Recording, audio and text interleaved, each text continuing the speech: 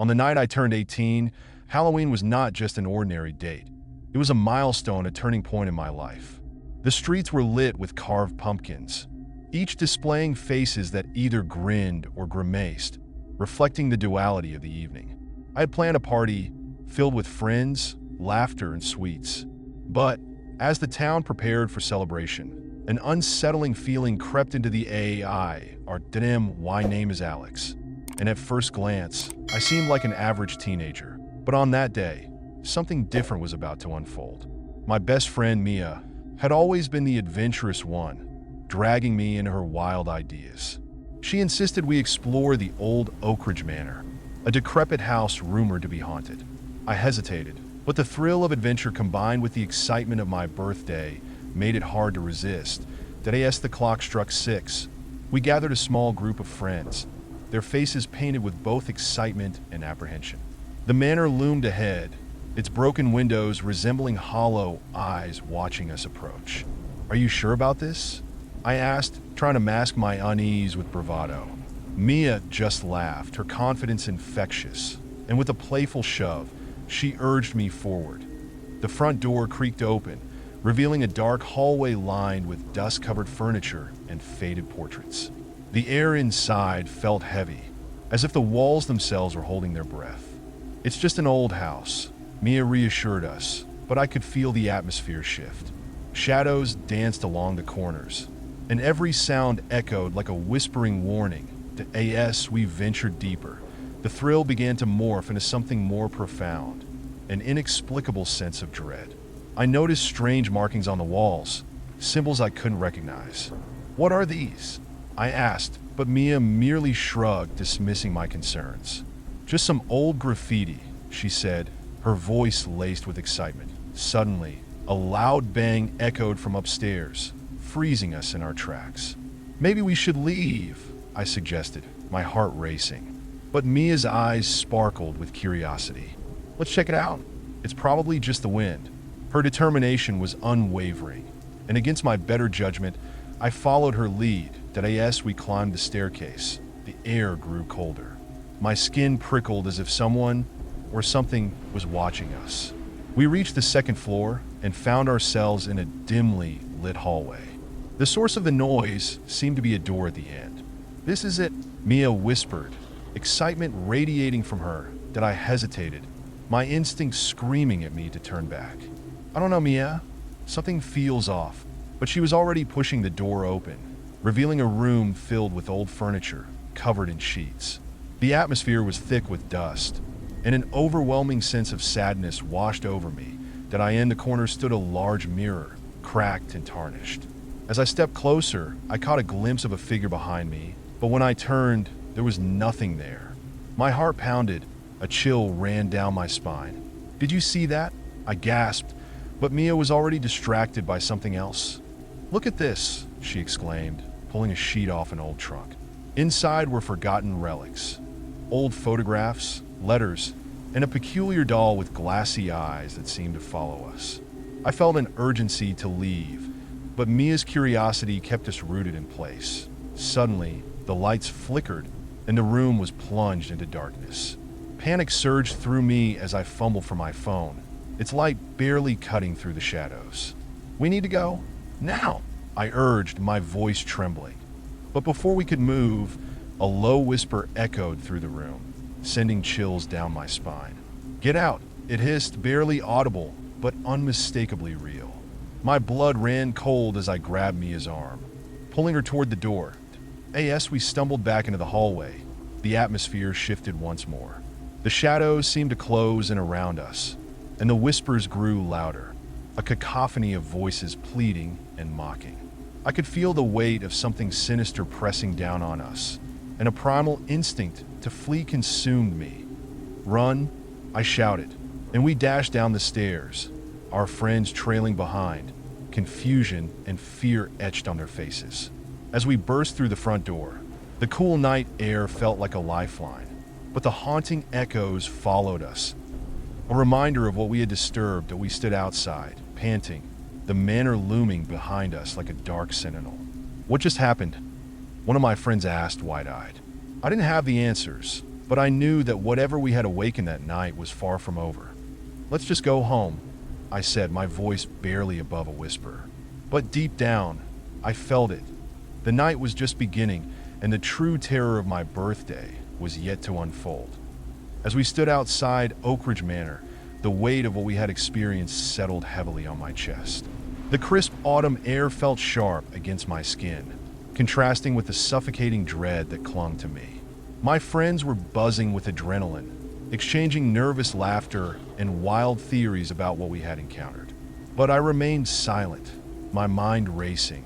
Mia, ever the instigator, was already gesturing animatedly. "Did you see how the lights flickered?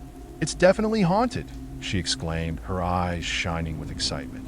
I wanted to share her enthusiasm, but a gnawing fear churned in my stomach. I glanced back at the manor, its broken windows glinting in the moonlight like unblinking eyes. I couldn't shake the feeling that something sinister lurked within.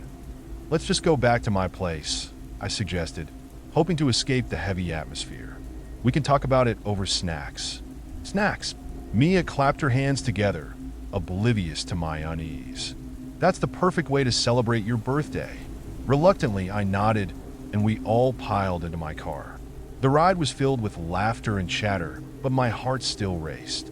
I kept replaying the whispers in my mind, the chilling command echoing like a taunt. Once we arrived at my house, the warmth of the living room enveloped us, and I tried to push aside the lingering dread.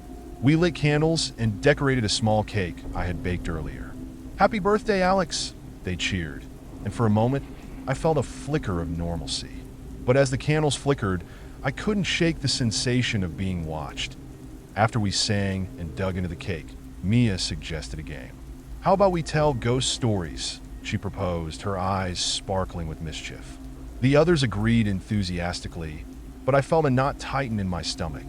I didn't want to relive what had just happened point one by one. My friends shared their tales, creepy urban legends, and personal experiences that sent shivers down our spines. Each story felt like a thread weaving a fabric of fear around us. I could feel the tension building. It was as if the house itself was holding its breath. Finally, it was my turn.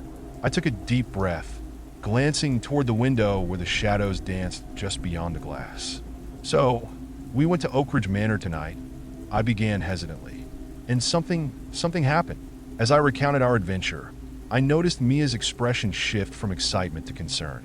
I detailed the whispers and the dark presence I felt, and when I mentioned the doll, a hush fell over the room. "Dolls are creepy," one friend murmured, glancing uneasily at the toys scattered around my living room. I could see the fear creeping into their eyes, but I pressed on, desperate to make them understand the gravity of what we had faced. When I finished, silence filled the room. I could see that my friends were affected, their faces pale. "Maybe we should never have gone there," Mia said quietly, her earlier bravado evaporating. "Let's just put it behind us," I suggested, trying to lighten the mood. It was probably just our imaginations, but deep down I knew it was more than that. As the night wore on, the atmosphere grew thick with an unshakable tension. We decided to watch a movie, hoping to distract ourselves, but every creak of the house, every flicker of the lights, sent us jumping. Just as I started to relax, my phone buzzed on the table. I picked it up, my heart sinking when I saw a message from an unknown number. "You shouldn't have come back." I froze, my mind racing. Who could it be? I shared the message with my friends, and their faces turned grave. "Maybe it's just a prank," one suggested, but I could see the fear in their eyes. "Let's not dwell on it," I said, trying to sound brave. "It's probably nothing." But as I glanced out the window, I couldn't shake the feeling that whatever we had disturbed at Oak Ridge Manor was far from finished. The rest of the night passed in a blur of nervous laughter and forced conversations. As my friends eventually left, I felt the weight of the evening settle heavily on my shoulders. Alone in the quiet of my home, I could still hear the echoes of that night, the whispers, the darkness, and the feeling of being watched, and I tried to convince myself it was just a birthday gone awry. But deep down, I knew better. Something was coming for me, and I wasn't sure I would be able to escape it. The days that followed my birthday were a blur of unease. I tried to return to my routine, but the shadows seemed to linger in every corner of my mind. The whispers from Oak Ridge Manor haunted me, echoing in the silence of my room. I found myself constantly checking over my shoulder, convinced that something was watching me. Mia, however, was determined to shake off the tension. "Let's meet up again," she suggested one evening. "Maybe we can go to the movies or something. We can't let one creepy night ruin your birthday month." Her enthusiasm was infectious, but it only served to heighten my anxiety. That I agreed, hoping that being around friends would help dispel the darkness that had settled over me. We met at a local diner, the familiar smell of fries and milkshakes filling the air. Laughter and chatter surrounded us, creating a comforting cocoon. For a moment, I felt almost normal again. But as the night wore on, something shifted. The diner's neon lights flickered, and the laughter around us dimmed. I glanced at Mia, who was animatedly discussing the latest horror movie. Just then, I caught sight of a figure outside the window, standing motionless. My heart raced as I leaned closer to the glass. "Did you see that?" I whispered to Mia, pointing outside. But when she looked, the figure was gone. "It's probably just someone in a costume," she said, brushing it off. But I couldn't shake the feeling that it was connected to what we had experienced. After dinner, as we walked to the car, I felt a chill creep up my spine. The night air was thick, almost suffocating. I fumbled for my keys, trying to focus on their familiar weight in my pocket. That's when I noticed the same figure again, lurking in the shadows across the street, watching us. "Mia, look!" I exclaimed, but she turned just as the figure disappeared into the darkness. "What's wrong with you?" "You're scaring me," she said, her voice a mix of annoyance and concern. "I swear I saw someone."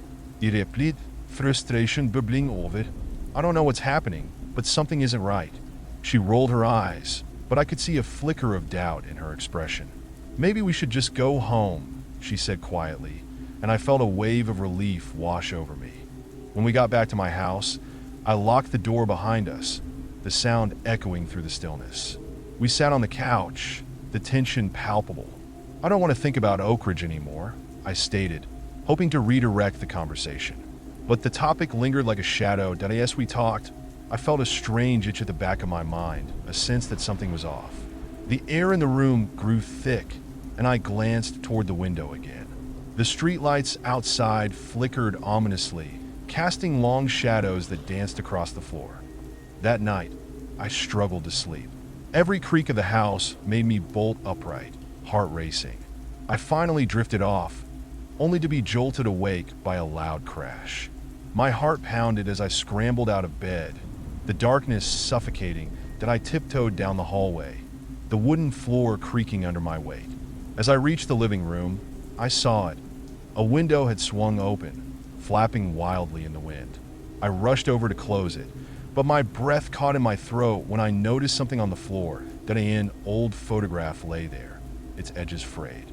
I picked it up, my blood running cold as I recognized the faces. It was a group of people, friends, laughing and posing in front of Oak Ridge Manor. But the date written on the back made my stomach drop. October 30th, 1975, that I stumbled back, nearly dropping the photo. The realization hit me like a punch to the gut.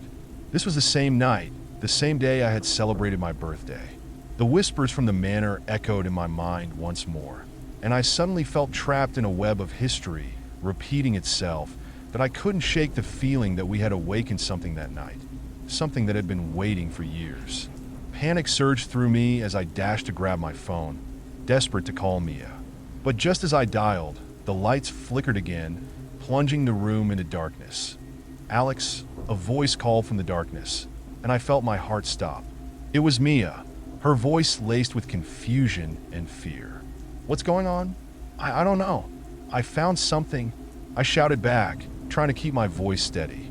But before I could explain, a loud bang echoed from the direction of the window, followed by a low, guttural whisper that sent a chill down my spine. "Get out." Mia's breathing quickened, and I could hear the tremor in her voice. "Alex, I'm scared." I felt a surge of protective instinct. "Stay close to me," I shouted, moving toward her. The air felt electric, charged with something dark and foreboding. Suddenly, The lights flickered back on, but the room felt different. Shadows twisted unnaturally, and the temperature dropped. I could see Mia's face pale as she glanced around, fear evident in her eyes. "What's happening?" she whispered, clutching my arm. "We need to leave," I urged, grabbing her hand and pulling her toward the door. But as we reached for the handle, the whispers grew louder, a cacophony of voices pleading and threatening. "Get out before it's too late." We burst through the door into the night, the cool air hitting us like a wave. But even outside, I could feel the presence looming, watching, waiting. As Mia and I stood outside, the chilling whispers seemed to reverberate through the night air, wrapping around us like a suffocating blanket. We couldn't just run aimlessly. We needed a plan. The urgency of our situation pressed heavily on my chest as I glanced back at my house, its familiar silhouette now appearing menacing in the moonlight. "Where do we go?" Mia asked, her voice trembling. I could see fear etched across her face, mirroring my own thoughts. "The diner," I suggested, though I knew it wasn't a perfect solution. "It's open all night. We can gather our thoughts and figure this out." We hurried to my car, the engine sputtering to life as I gripped the steering wheel tightly, my knuckles turning white. The streets were eerily quiet as we drove, the usual sounds of late-night traffic replaced by an oppressive silence. A feeling of dread settled in my stomach, and I couldn't shake the notion that we were being followed. Arriving at the diner, the neon lights flickered above us, casting an otherworldly glow. I parked and we rushed inside, the bell above the door jingling cheerfully, though it felt out of place. The warm air should have been comforting, but I could still sense the darkness creeping in that we slid into a booth, and the waitress approached with a forced smile. "What can I get you to?" she asked, her eyes darting between us, noticing our distress. "Coffee, please," I replied, trying to sound composed. "And maybe a slice of pie." As she walked away, I turned to Mia, who was visibly shaken. "We need to talk about what happened back there," I said, my voice low. "Do you think we really disturbed something?" Mia nodded, her eyes wide. I felt it too. The energy in that house. It was like it was alive. "What do we do?" "Maybe we can find out more about the history of Oak Ridge Manor," I suggested. "There must be records or something that could explain what we experienced." Just then, a couple of guys in the corner booth caught our attention. They were laughing and joking, completely unaware of the tension that had engulfed us. Suddenly, one of them turned and looked directly at me, his gaze piercing. I felt my skin crawl as he leaned closer to his friend, whispering something. The unease grew, and I instinctively looked away. "Alex?" Mia's voice broke through my thoughts. "You okay?" "Yeah, just a bit on edge." I rubbed my temples, trying to shake off the feeling. "Let's just focus on finding out more about the manor." After finishing our coffees, we began searching online for any information we could find about Oak Ridge Manor. I pulled out my phone and started scrolling through articles about local legends and ghost stories. As I read, I stumbled upon a chilling piece of history. "Listen to this," I said, leaning closer to Mia. "It says here that a group of teenagers disappeared in the manor in 1975. They were last seen on Halloween night, and no one ever found their bodies. It's like they just vanished." Mia's expression turned grave. "That's the same year as the photo," she whispered. "What if their spirits are still there, trapped or angry?" Before I could respond, the bell above the diner door jingled again, and I looked up to see a familiar face. Our friend Ethan, who had been at the party on my birthday. "Hey, what are you two doing here?" he asked, looking confused. "Mia and I just had a strange night," I replied, my heart racing. Ethan raised an eyebrow, but I could see a flicker of concern in his eyes. "You mean at Oak Ridge Manor? I heard you guys went there. What happened?" I hesitated, unsure of how much to share. "Just some weird stuff. We're trying to figure it out." Ethan glanced around, lowering his voice. "I've heard some stories about the manor too. You guys should be careful. People say it's cursed." "I think it might be," Mia said, her voice shaking. "We felt something there, something dark." Ethan's expression turned serious. "We should go back. If there's something there, we need to confront it. Ignoring it won't make it go away." I felt a surge of dread at the thought of returning to the manor, but Ethan's determination was infectious. "Okay," I said reluctantly. but we should bring more people. If we're going back, we need a plan and backup. After a bit of discussion, we arranged to meet the following night with a larger group of friends. As we left the diner, I could still feel the weight of the unknown pressing down on me. That night, I struggled to sleep again, the history of Oak Ridge Manor replaying in my mind. The idea that we might be stepping into a trap, that we could become part of its dark legacy, terrified me. I couldn't shake the feeling that whatever was haunting that place had set its sights on us. The next day, as I prepared for our return to the manor, I felt a mix of dread and determination. I needed to face whatever was lurking there, to uncover the truth behind the whispers and shadows that had invaded my life. The sun dipped below the horizon as night fell, casting an eerie glow over Oak Ridge Manor. I stood at the edge of the property with Mia, Ethan, and a handful of our friends, each of us shrouded in a mixture of excitement and dread. The air was thick with tension, and the whispers of the past seemed to echo off the weathered walls of the house. "Are we really doing this?" I asked, my voice barely above a whisper. The weight of the manor loomed over us, and I could feel my heart racing. "We have to," Ethan replied, determination etched on his face. "We need to know what we're dealing with." Mia squeezed my hand, her grip reassuring yet firm.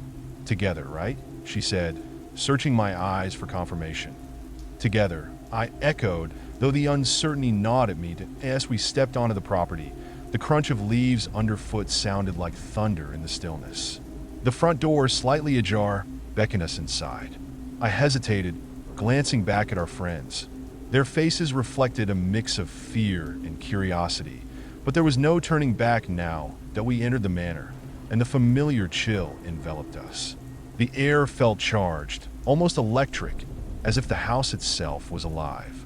The darkness seemed to close in around us, and I could hear the soft murmurs of my friends as they took in the surroundings. "Let's split up," Ethan suggested, his voice steady. "We can cover more ground that way. Just make sure to keep your flashlights on and stay within earshot." I felt a surge of anxiety at the thought of separating, but there was a sense of purpose in Ethan's words. "Okay," I nodded, "but let's meet back here in 30 minutes. We agreed, and before I could second-guess myself, we split into pairs. Mia and I ventured down a narrow hallway, the air thick with dust and decay. Shadows danced along the walls, and every creak of the floorboards made my heart race. "Do you think we'll find anything?"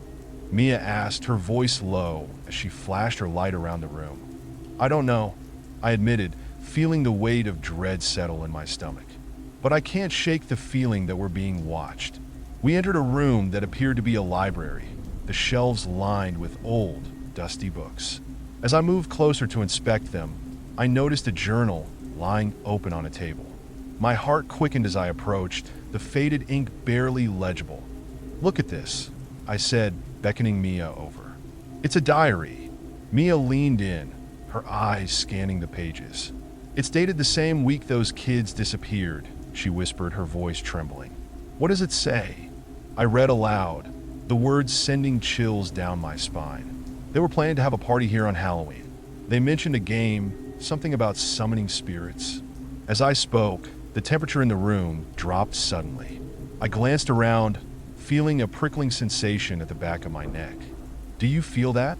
I asked, my voice barely above a whisper. Before Mia could respond, a loud crash echoed from the hallway, followed by frantic footsteps. "Guys, get in here!" Ethan shouted, panic evident in his voice, that we rushed back to the main hall, where the others were gathered, their faces pale. "We found something," Ethan said, breathless. "You need to see this."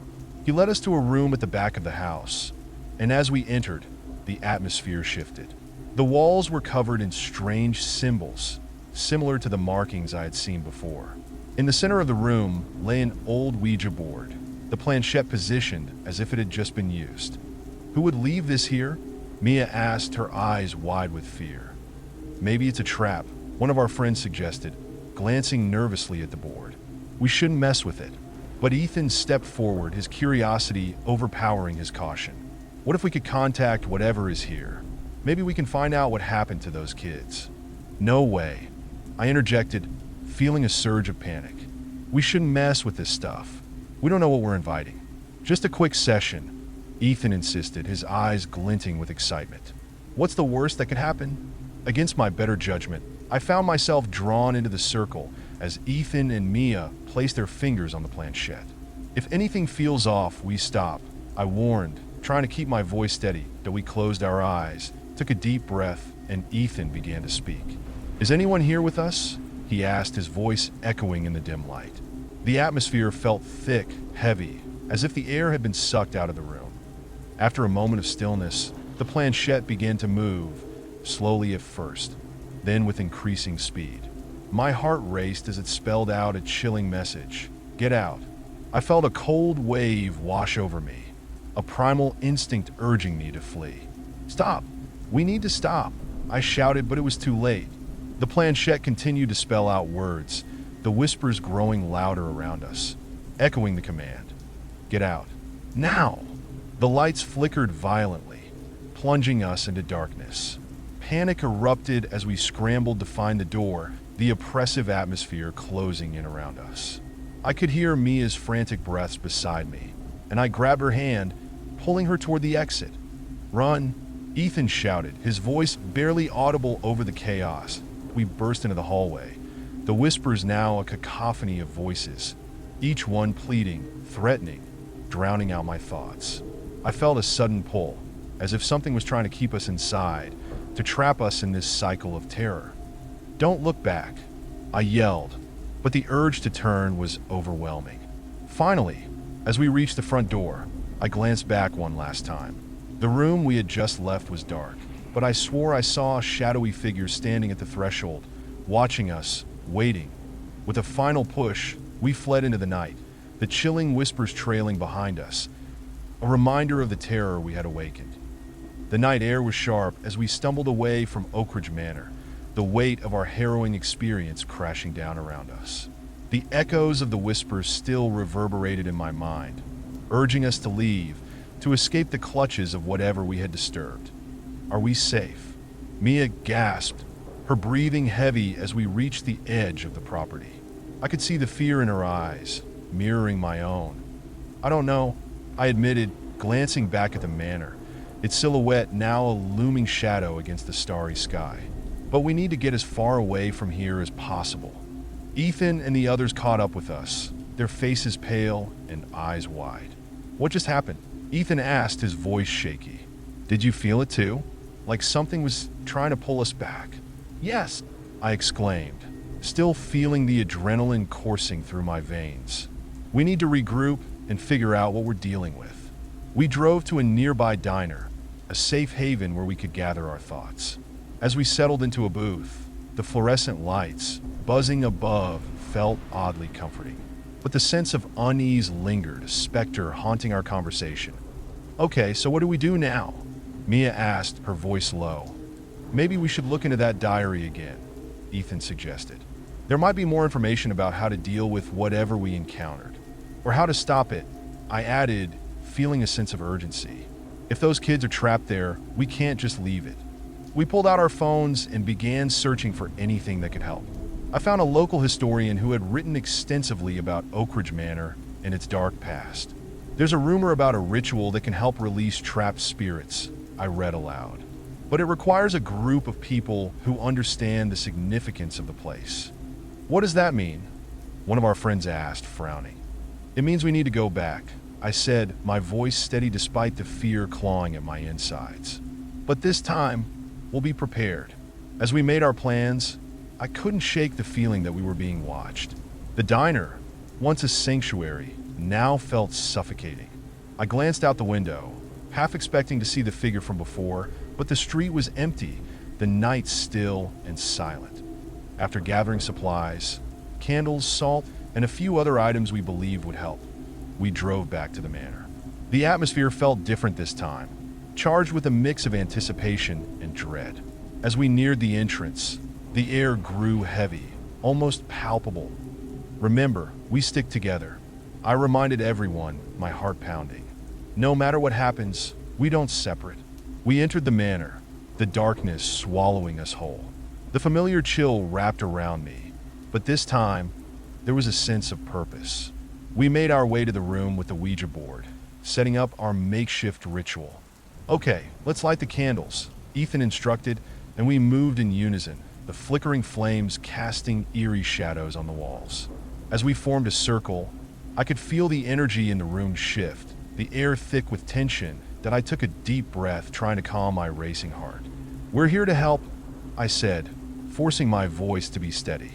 "If there are any spirits trapped here, we want to set you free." The planchette sat in the center of the circle, waiting. I felt a shiver run down my spine as I placed my fingers on it, along with the others. "Please, if there's anyone here, show us a sign," I urged. For a moment, there was silence. Then, slowly, the planchette began to move, gliding across the board. I could feel the energy building, the atmosphere crackling with anticipation. "Who are you?" I asked, my voice trembling. The planchette spelled out, "Trapped." Mia's face paled, and I could sense the fear resonating through the group. "How can we help you?" I pressed, my heart racing.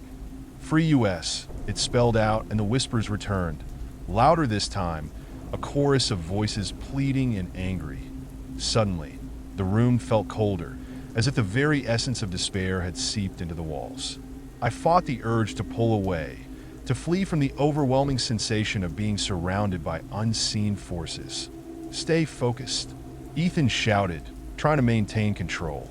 "We can do this." We need to perform the ritual. We recited the words we had found in the diary, our voices trembling as we called upon any benevolent spirits to guide us. As we spoke, the whispers crescendoed, a chaotic blend of emotions flooding the air. Fear, anger, sorrow. "Get out! Get out!" the voices screamed, and I felt a force pushing against us, trying to break our circle. "Hold on," I shouted, gripping Mia's hand tightly. "We can't let go." The candles flickered violently, and the shadows twisted and contorted, taking on shapes that made my skin crawl. I could see figures forming at the edges of the room, their faces twisted in anguish. "Help us," they cried, their voices a haunting echo of despair. "We're here," I shouted back, desperation flooding my voice. "We want to help you. Please guide us." As the energy in the room peaked, I felt a surge of warmth envelop us, cutting through the cold. It was as if a light was piercing the darkness, illuminating the faces of those trapped, their expressions shifting from anger to hope. "Free US," they all cried in unison, a deafening roar that shook the very foundation of the manor. With one final push, I felt the planchette move with a force unlike anything I had experienced before. It spelled out one last word, "Thank you," and then silence. As the last echo of "thank you" faded into the stillness, a profound silence settled over the room. The oppressive weight that had filled the air dissipated, replaced by an unexpected warmth. I felt lightheaded, as if a heavy burden had been lifted from my shoulders. Mia squeezed my hand, her eyes wide with a mixture of disbelief and relief. Did we do it?" she whispered, glancing around the now quiet room. "I think so," I replied, my voice barely above a whisper. "I think they're free." Ethan looked around, his expression a mix of awe and exhaustion. "We actually did it," he said, shaking his head in disbelief. "I can't believe we made it through that." As we stood there, the candles flickering softly, I felt a sense of peace settle in. The shadows that had once seemed so menacing were now just shadows, mere remnants of the darkness we had confronted. The air felt lighter, and for the first time since we had entered the manor, I felt a sense of hope. "Let's get out of here," I suggested, my voice steadier now. "We've done what we came to do." We made our way back through the hallways, the manor feeling different somehow, less threatening, almost serene. I glanced at the walls adorned with symbols, now devoid of the weight they once carried. As we stepped outside, the cool night air washed over us, invigorating and fresh.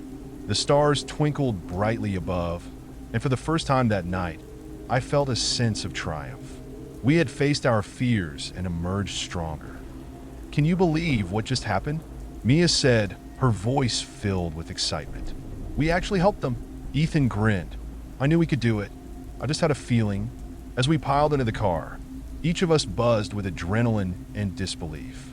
The journey back to the diner felt different, the atmosphere lighter. We laughed and reminisced about the ridiculousness of our earlier fears, the tension that had bound us now replaced with a shared bond of triumph. Once we reached the diner, we ordered a round of milkshakes, celebrating our narrow escape and newfound camaraderie. Here's to our bravery. I raised my glass, and everyone clinked theirs against mine, laughter bubbling over. But as the night wore on, I couldn't shake a lingering thought. What if there are more spirits out there, trapped like those kids? I asked, my brow furrowing. Ethan shrugged, but I could see a thoughtful expression on his face. Maybe we could help them too, he suggested, his excitement palpable. Mia shot him a warning look.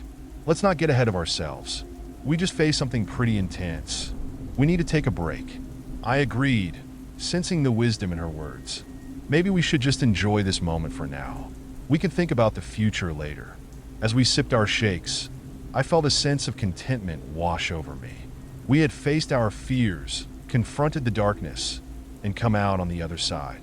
It was a night I would never forget. The weeks passed, and we returned to our normal routines, but the experience lingered in the back of my mind. I found myself researching more about local legends and haunted places, intrigued by the idea of helping others who might still be trapped. One evening, as I sat with Mia at the local park, the sun setting behind us, I shared my thoughts. What if we made it our mission to help spirits who need it? I proposed, excitement bubbling within me. We could start a group or something. Mia smiled, her eyes bright with enthusiasm. That sounds amazing. We could gather people who are interested in the paranormal. Maybe we could even do some volunteer work at historical sites. As we brainstormed ideas, I felt a renewed sense of purpose. The experience at Oak Ridge Manor had opened my eyes to the possibilities of connecting with others, not just in the physical world, but beyond. But I also knew we had to be careful. The darkness we had encountered was real, and while we had succeeded in one instance, I was aware that not all spirits were friendly. One night, as I prepared to sleep, I found myself reflecting on the events of that fateful Halloween. It was a night that had changed my life in ways I couldn't yet fully comprehend. I had faced my fears, discovered the strength of friendship, and even touched the realm of the unknown. As I closed my eyes, a soft breeze wafted through my window, carrying with it a sense of calm. I felt a deep gratitude for the experiences that had shaped me, both good and bad. In the distance, I thought I heard a whisper, a gentle, reassuring sound that seemed to echo the words of gratitude we had received. I smiled, believing it was a sign that we had indeed made a difference. Tomorrow would bring new adventures, new mysteries to uncover, and perhaps more spirits in need of help. But for now, I was content, ready to embrace whatever came next.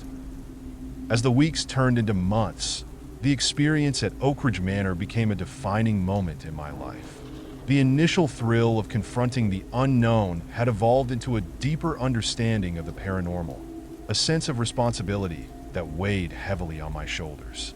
Mia, Ethan, and I threw ourselves into researching local legends, attending ghost tours, and connecting with others who shared our newfound passion. One evening, we gathered at my house to discuss our next steps.